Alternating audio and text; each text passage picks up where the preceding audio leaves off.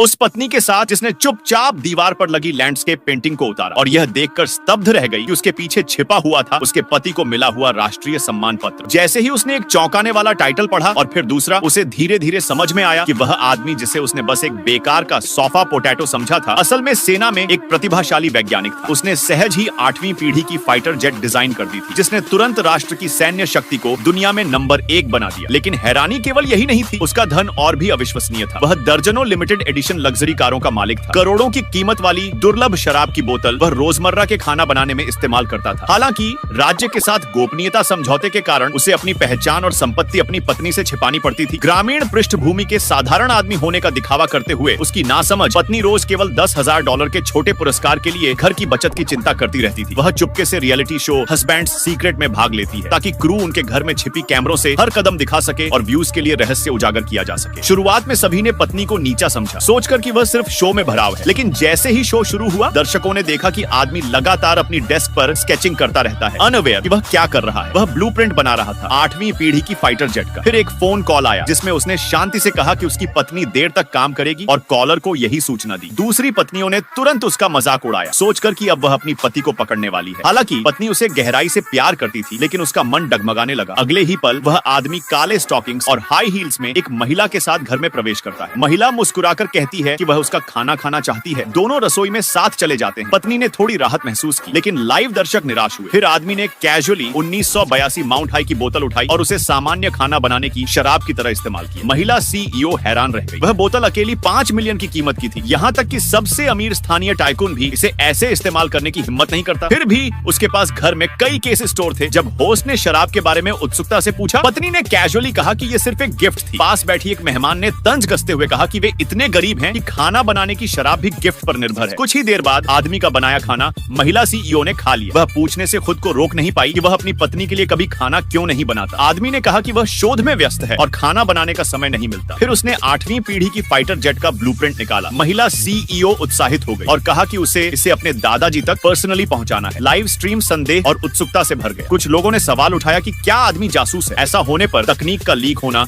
राष्ट्रीय आपदा बन सकता था। इसी बीच एक अमीर दूसरे पीढ़ी का वारिस हवाई जहाज में स्ट्रीम देखता है और जोर जोर से हंस पड़ता है। वह तुरंत इसे अपने दादाजी को दिखाता है। बुजुर्ग का चेहरा तुरंत गंभीर हो जाता है, क्योंकि आदमी की डेस्क पर रखा टी कप सिर्फ 10 राष्ट्रीय उपहार पोर्सिलेन कपों में से एक था। सिर्फ वही लोग इसे रख सकते थे जिन्होंने देश में महत्वपूर्ण योगदान दिया था। वह तुरंत सभी अंतरराष्ट्रीय यात्रा योजनाओं को रद्द कर देता है और छोटे गांव के लिए उड़ान का आदेश देता है। उस क्षण आदमी ने समय देखा, 6 बजे। उसने कैजुअली चाबियों का सेट उठाया और योजना बनाई कि अपनी वैन से डिस्काउंटेड अंडे लेने जाए। घर के बाहर दर्शक उस पर हंसने लगे।